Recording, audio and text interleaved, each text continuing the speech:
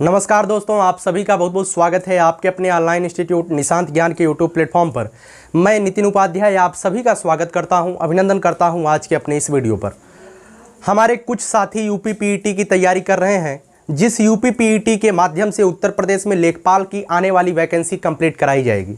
उत्तर प्रदेश में सरकारी नौकरी का सपना देखने वाले ऐसे साथी जो फिजिकली कमज़ोर हैं या किसी भी तरीके से फोर्स लाइन जॉब नहीं कर पाते हैं, अर्थात यूपी पुलिस की तैयारी नहीं कर पाएंगे, एसएससी जीडी की तैयारी नहीं कर पाएंगे, यूपीएसआई की तैयारी नहीं कर पाएंगे, लेकिन फिलहाल उनके दिल में और दिमाग में उनके माता पिता के सपने चलते हैं कि हमें भी उत्तर प्रदेश सरकार में नौकरी लेनी है या हमें भी एक सरकारी नौकरी पा करके अपने माता पिता और परिवार का नाम रोशन करना है। ऐसी चीज़ें आपके मन में अगर चलती हैं तो उत्तर प्रदेश पीईटी आपके लिए एक मौका है। अगर आपने अभी तक फॉर्म नहीं डाला है तो 21 जून लास्ट डेट है, 21 जून तक आप लोग फॉर्म डाल दीजिए। 10वीं पास सभी लोग इसमें पार्टिसिपेट करिएगा। 18 से 40 वर्ष इसकी एज है। जितने भी मित्र 18 वर्ष कंप्लीट कर चुके हैं सभी लोग 10वीं पास है तो इसका फॉर्म डालिएगा, क्योंकि इसी के माध्यम से आगे आने वाली समस्त परीक्षाएं होने वाली हैं। यूपी पीईटी हालांकि एक क्वालिफाइंग नेचर की परीक्षा होने वाली है, लेकिन इसी पर आपके लेखपाल की सारी भर्तियां टिकी रहेंगी, इसी पर आपकी आबकारी सिपाही आएगी, इसी पर आपका ग्राम विकास अधिकारी आएगा, नलकूप चालक आएगा, और इसी पर जो रोडवेज में परिचालक होते हैं जिसे कंडक्टर कहा जाता है उसकी भी भर्ती इसी से होने वाली है। अर्थात पीईटी आपके लिए एक ऐसा मौका है जिसे अगर आप नहीं पास कर पाते हैं तो आने वाले 1 साल उत्तर प्रदेश सरकार के अधीन निकलने वाली किसी भी सरकारी नौकरी के भर्ती परीक्षाओं में आप पार्टिसिपेट नहीं कर पाएंगे। तो UP PET Uttar Pradesh police को इससे अलग रखा गया है। काफ़ी मित्र इससे ज़्यादा से ज़्यादा क्वेश्चन करेंगे कि भैया उत्तर प्रदेश पुलिस में भी हमें क्या यूपी पीईटी देना पड़ेगा। नहीं, यूपी पीईटी को अभी उत्तर प्रदेश के पुलिस परीक्षाओं से अलग रखा गया है। यूपी पीईटी जो होने वाला है यह उत्तर प्रदेश में समूह ग की परीक्षाओं के लिए होने वाला है। समस्त भ्रांतियाँ आपकी क्लियर हो गई होंगी। मित्रों, मैंने इतिहास की शुरुआत किया था और इतिहास के कुछ क्वेश्चन आपको कुछ टॉपिक मैंने आपको करवाया था। मैंने आपसे एक चीज़ कहा था कि मैं जो है आगे आने वाले समय में पूरी अगर सिलेबस नहीं कवर करा पाता हूं तो मैं आपका साथ छोड़ूंगा नहीं। आज मैं आप लोगों के सामने 10 प्रश्न, इतिहास के कितने प्रश्न आने वाले हैं? 10 प्रश्न। तो 10 प्रश्न इतिहास के ऐसे लेकर आया हूं, अगर आप लोग ईमानदारी से कहीं से भी पढ़ाई कर रहे हैं, चाहे वो लूसेंट से पढ़ाई कर रहे हो, चाहे घटना चक्र से पढ़ाई कर रहे हो, किसी भी बुक से आप पढ़ाई कर रहे होंगे इतिहास सब्जेक्ट की, क्योंकि इतिहास का 10 नंबर का मार्जिन है, तो समझ लीजिए इतिहास आपको अच्छे से आना चाहिए और इतिहास का सिलेबस वाइज आपको अध्ययन करना है, इधर उधर की फालतू चीज़ें नहीं पढ़नी है। इसी सिलेबस पर आधारित 10 ऐसे क्वेश्चन मैं आपके सामने लेकर आया हूं। अगर इस 10 क्वेश्चन में से आप 7 क्वेश्चन का जवाब सही दे पाते हैं तो समझ लीजिएगा आप अच्छी तरीके से पढ़ाई कर रहे हैं और आपकी तैयारी एक अच्छी दिशा में चल रही है। और अगर 7 से कम आता है तो कहीं ना कहीं आप अपनी पढ़ाई में ढिलाई कर रहे हैं, ठीक है, कहीं ना कहीं आप अपनी पढ़ाई में बेईमानी कर रहे हैं, ठीक है। आइए चलिए सबसे पहले क्वेश्चन की तरफ आते हैं और इस क्वेश्चन का जवाब आप लोग अगर आपको आता है तो कमेंट बॉक्स में कमेंट करिएगा, ठीक है। पहला क्वेश्चन है, हिंदू पौराणिक कथाओं के अनुसार महाकाव्य रामायण में भगवान श्री राम अयोध्या के शासक थे जो किसकी राजधानी थी। आपसे पूछा गया है कि जो भगवान श्री राम अयोध्या के शासक थे वह किस राज्य की राजधानी थी।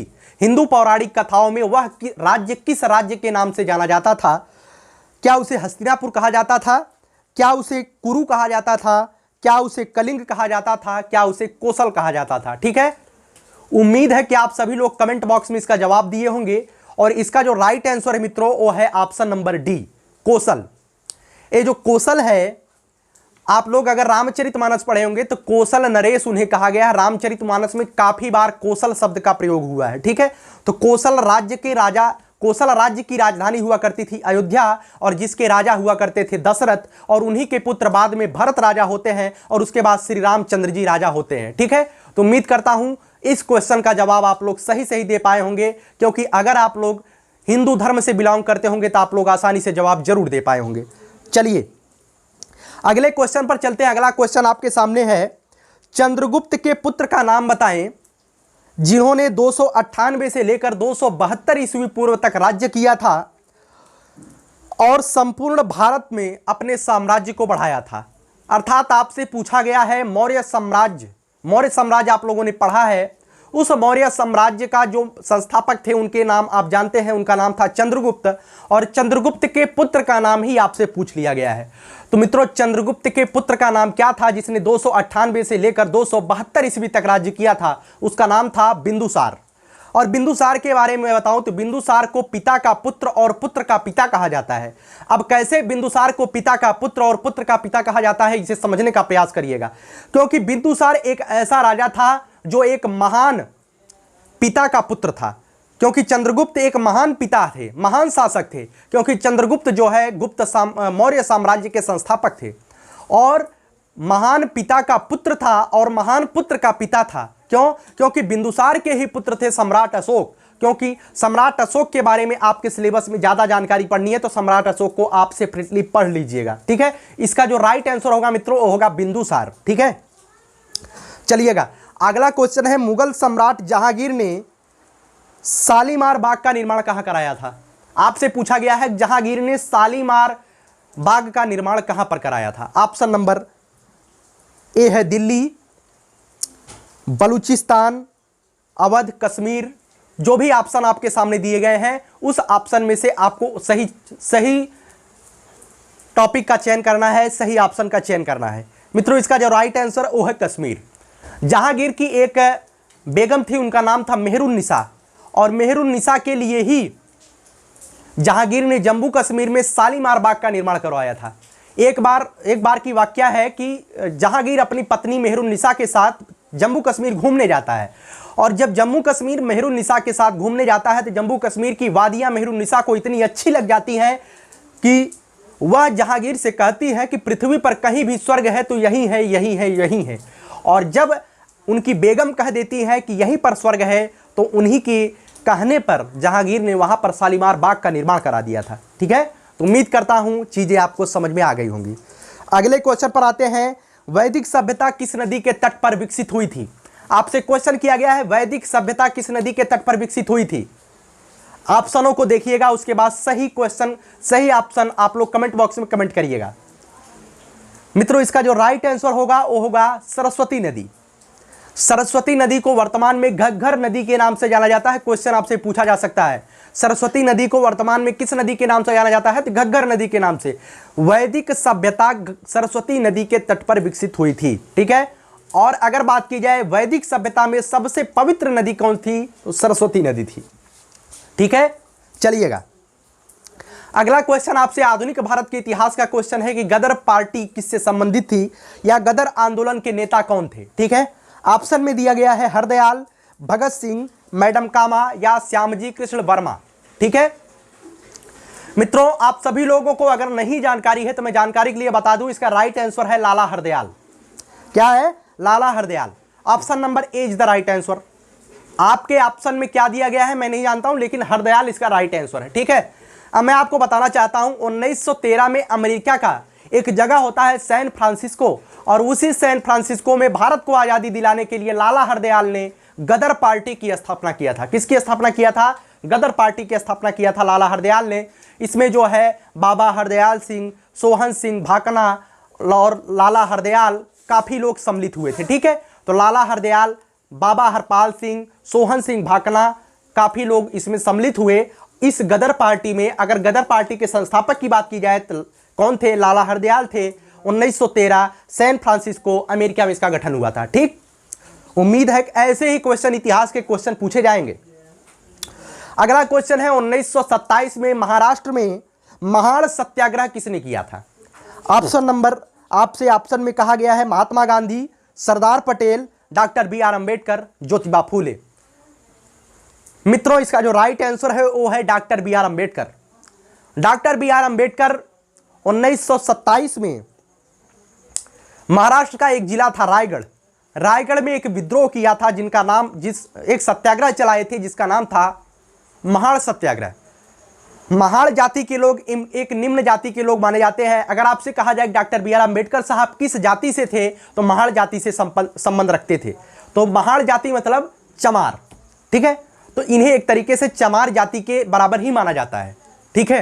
तो वहां के जो सवर्ण लोग थे वो दलितों को तालाब में पानी नहीं पीने देते थे, जिसे लेकर के डॉक्टर बी.आर. अंबेडकर साहब ने सत्याग्रह चलाया था और उस तालाब से सबको पानी पिलाने का अधिकार दिलाया था। वास्तविकता तो ये है कि अगर वास्तव में दलितों का कोई मसीहा बनकर उभरा था, वास्तव में दलितों के लिए कोई अपने जीवन को न्यौछावर किया, वास्तव में दलितों के लिए, दलितों के हित की बात जिसने किया अपने जीवन की परवाह न करते हुए, तो थे डॉक्टर BR अम्बेडकर साहब, जिन्होंने आज दलितों को, बहुजनों को बहुजन की उपाधि दिलाई। ठीक है, तो उम्मीद करता हूं चीजें आपको समझ में आई होंगी। डॉक्टर BR अम्बेडकर संविधान के जनक, संविधान के निर्माता बाबा साहिब डॉक्टर भीमराव अम्बेडकर को नमन करते हैं, क्योंकि वह दलितों के मसीहा नहीं अपितु वर्तमान के भारत के मसीहा कहे जाएंगे। अगर डॉक्टर BR अम्बेडकर साहब के जैसे ज्ञानी व्यक्ति नहीं होते तो आज संविधान में इतनी अच्छी स्थिति और संविधान को एक समानता न दिला पाए होते। संविधान में कहीं न कहीं ऊंच नीच की बात जरूर आ गई होती, लेकिन BR अम्बेडकर साहब ने संविधान को संविधान बनाया, अर्थात सबके लिए समान बनाया। तो अम्बेडकर साहब की एक प्राचीन काल की, अम्बेडकर साहब की पहले की प्रारंभिक दिनों का एक संघर्ष उसमें था। ठीक है, तो उम्मीद करता हूं क्वेश्चन आपको समझ में आया होगा डॉक्टर BR अम्बेडकर। अगला क्वेश्चन आपके सामने है, जवाहरलाल नेहरू के नेतृत्व में मुस्लिम लीग अंतरिम सरकार में कब सम्मिलित हुई थी? ऑप्शन नंबर आप लोग ऑप्शन देखिएगा, उसका सही जवाब देने का प्रयास करिएगा। मित्रों, इसका जो राइट आंसर है वो है 24 अक्टूबर 1946। आप सभी लोग अगर नहीं जानते हैं तो जान लीजिए कि अंतरिम सरकार का गठन जो है 2 सितंबर 1946 को होता है। कब होता है? 2 सितंबर 1946 को अंतरिम सरकार का गठन होता है। लेकिन इस अंतरिम सरकार में मुस्लिम लीग ने पार्टिसिपेट नहीं किया था, लेकिन बाद में कुछ परिस्थितियां ऐसी आ जाती हैं कि मुस्लिम लीग के जो कायदे आजम के नाम से जाना जाता है मोहम्मद अली जिन्ना को, मोहम्मद अली जिन्ना के मन में क्या आता है, कैसे आता है, उसके बारे में हम डिटेल में चर्चा नहीं करेंगे। लेकिन 2 सितंबर 1946 को अंतरिम सरकार के गठन के बाद 24 अक्टूबर 1946 को अंतरिम सरकार में मुस्लिम लीग आकर के शामिल हो जाती है। ठीक है, तो इसका उत्तर होगा 24 अक्टूबर 1946। लेकिन अगर अंतरिम सरकार के गठन की बात की जाए तो 2 सितंबर 1946 था इसका उत्तर। ठीक है, समझ में आ गया होगा। इसके क्वेश्चन की टेक्निकलिटी को समझने का प्रयास करिएगा। आगे एक क्वेश्चन है कि 1947 में लॉर्ड माउंटबेटन द्वारा घोषित भारत और पाकिस्तान के लिए सीमा आयोग के अध्यक्ष कौन थे? आपसे क्वेश्चन किया गया है कि जब भारत पाकिस्तान 1947 में विभाजित होने वाला था तो भारत पाकिस्तान के बीच सीमा निर्धारण होने वाला था, और उस सीमा निर्धारण का अध्यक्ष किसे बनाया गया था? ठीक है, option number Lord Curzon, Lord Wavell, Clement Attlee या सिरिल रेडक्लिफ। मित्रों, आप सभी लोग जानते हैं भारत पाकिस्तान सीमा रेखा का वर्तमान में क्या नाम है? तो रेडक्लिफ रेखा कहा जाता है। और ये रेडक्लिफ कोई व्यक्ति थे, और इसी रेडक्लिफ महोदय की अध्यक्षता में भारत और पाकिस्तान के बीच सीमा रेखा नियंत्रण की बात की गई थी। ठीक है, option number D is the right answer, Cyril Radcliffe. ठीक है, अगर आपसे कहा जाए भारत पाकिस्तान के बीच जो रेखा है उसका क्या नाम है, तो रेडक्लिफ रेखा है। भारत चीन के बीच की रेखा रेखा का क्या नाम है, तो मैकमोहन रेखा है। इसी तरीके से आप भारत के पड़ोसी देश की जो रेखाएं हैं, जो सीमा निर्धारित रेखाएं, उसे आप ध्यान रखिएगा।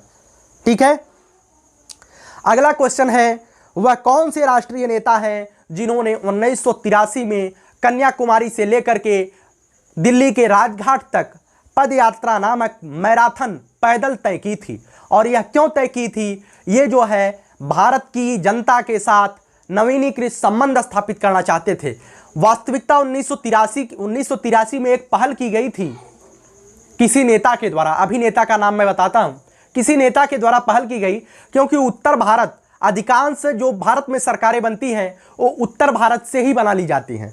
दक्षिण भारत और पूर्वोत्तर भारत को कहीं ना कहीं एक अलग थलग रख दिया जाता है।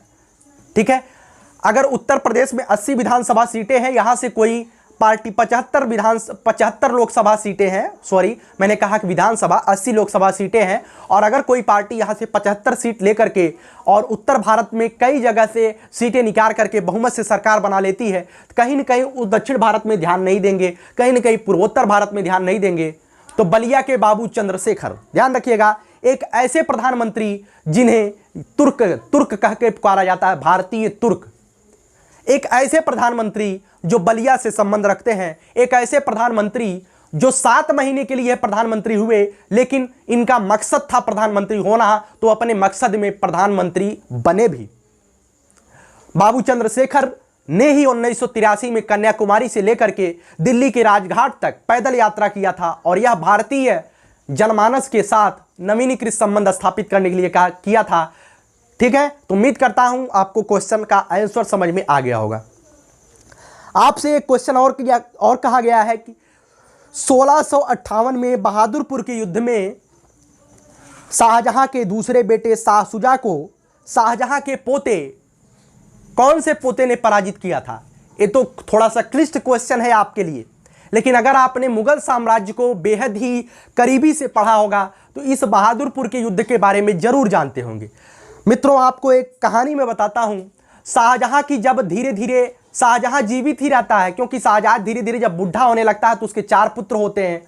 उन 4 पुत्रों में लड़ाई शुरू हो जाती है, कौन राजा बनेगा।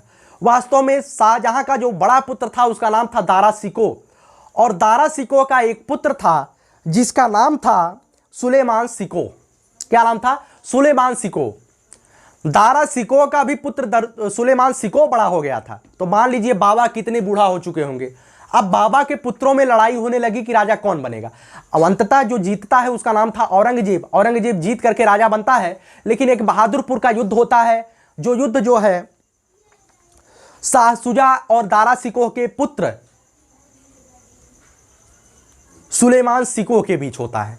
ठीक है, 1658 में जो बहादुरपुर का युद्ध होता है, सुलेमान शिकोह कौन था? दारा शिकोह का पुत्र था, और जो शाहजहां का दूसरा बेटा था उसका नाम था शाह शुजा। इन दोनों के बीच युद्ध होता है और इस युद्ध में दारा शिकोह का पुत्र विजयी हो जाता है। और कहीं ना कहीं दारा शिकोह अंतिम तक जीतने का प्रयास करता और जीतता भी, लेकिन कहीं ना कहीं इसके साथ गद्दारी होती है और औरंगजेब अंततः पराजित करके राजा बन जाता है। हक तो इसी का था, दारा शिकोह का, लेकिन होता यही है जो मंजूर खुदा होता है।